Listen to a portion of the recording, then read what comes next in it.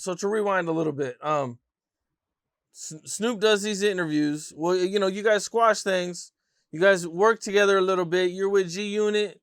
I believe you guys do a song. It's supposed to be on On your my first album. project with G Unit, and then you start going at Game, Yeah. and now Snoop is kind of dissing you.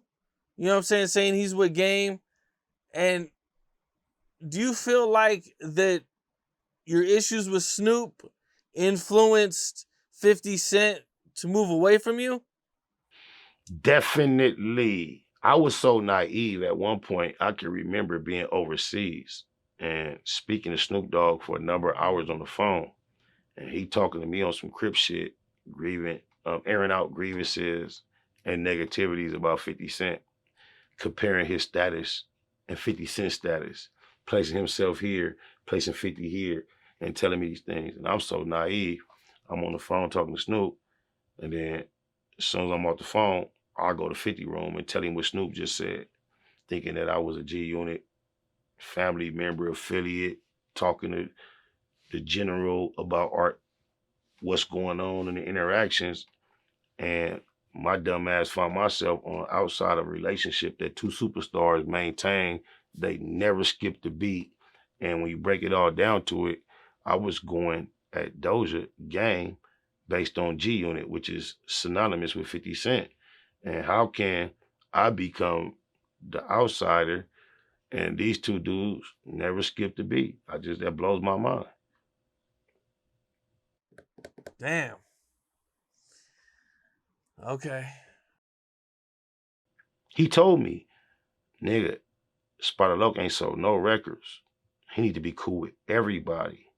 He say, I got the West Coast on lock. Everything go through me. It's just like that. And then he sealed it off with, G Unit can't say you, cuz. I ain't gonna lie, cuz knew what he was talking about, cuz pushed his line on me with this industry cripping shit, cuz. I mean, he just did what he did. He did his shit. Oh, look.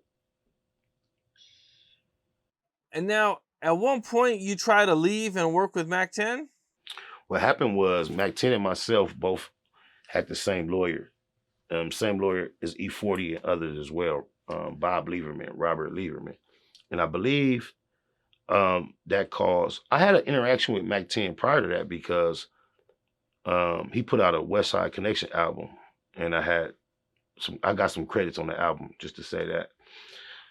So it wasn't my initial encounter with Mac 10. There was some controversy with that production. However, once I was outside the G Unit and the Beautiful campaign was in effect, I can recall being surprised getting a call from Mac 10 one day and him expressing interest in being involved in my situation. And the way he proposed it was, what's going on? I can tell they got you on the back burner. Tell 50, all he had to do was leave the G Unit stamp on it, let me and Brian Turner come in and actually do the work and put the music out and do the promotion. And let's do a collab, which whatever 50 was confused about or had a lack of interest in, here it is. I brought not only two other, seasoned experts in the industry, they're also more acclimated to the West Coast genre, and they have history similar to yours, and they also have another bag. I brought that to the table. And 50's initial response was, well, it sounds like a good idea, but what's the plan? My response was, I don't know the plan, but Mac 10 knows the plan. Can I get a conversation going?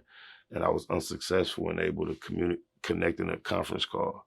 So therefore, shout out to G Malone, Mac 10 took that initial, immediate financial interest he had, and we saw the campaign that he went forward with G Malone.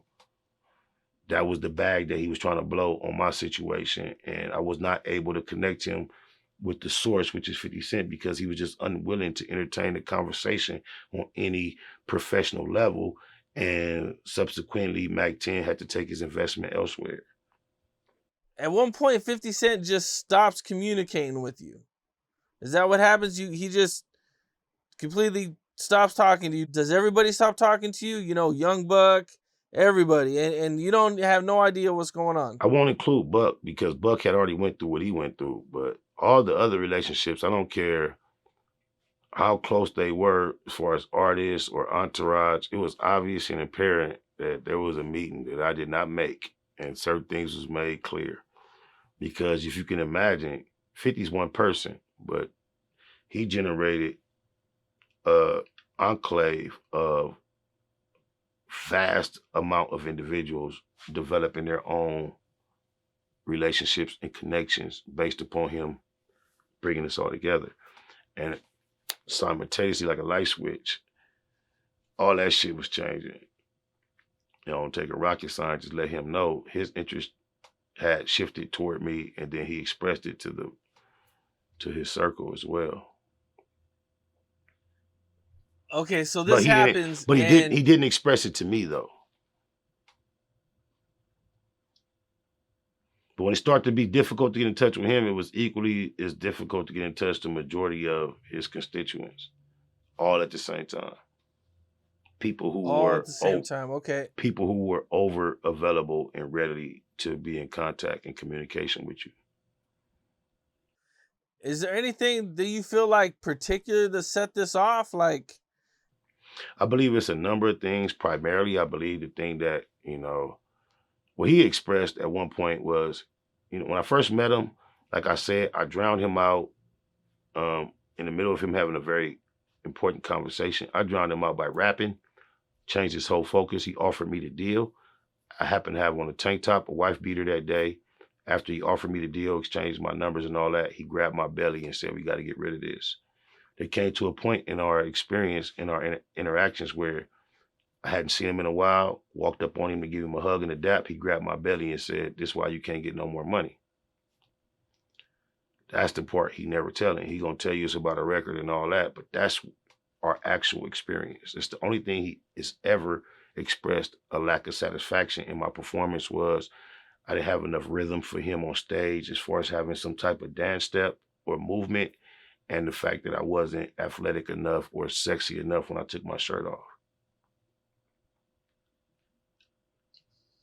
I actually went through the and process in 2006 of him hearing a new addition to my catalog of records and him actually going berserk, losing his mind in front of others, namely to Puto, my broski from Great Three up top to Puto, and then my brother Turtle, who's rest in peace, who is not here to confirm. However, 50 tackled me, proclaimed my album was ready for the shelf, 1699. Spider fixed his album is ready in 2006 at his home in Connecticut in the studio.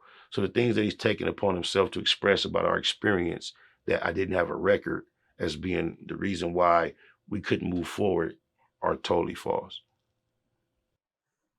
well, he was supposed to help you put out your single, "Beautiful," right? Correct. He called me at one point without me initiating the conversation and letting me know, "Hey, yo, B, you got a record, B. You got a joint. Look like you spent $250,000 on that video, B," referring to the Beautiful record.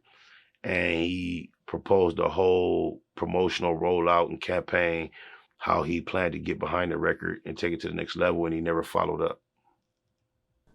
What's up? This is Cam Capone. We got more content like this coming soon, so hit that like button, subscribe, and stay locked in to Cam Capone News.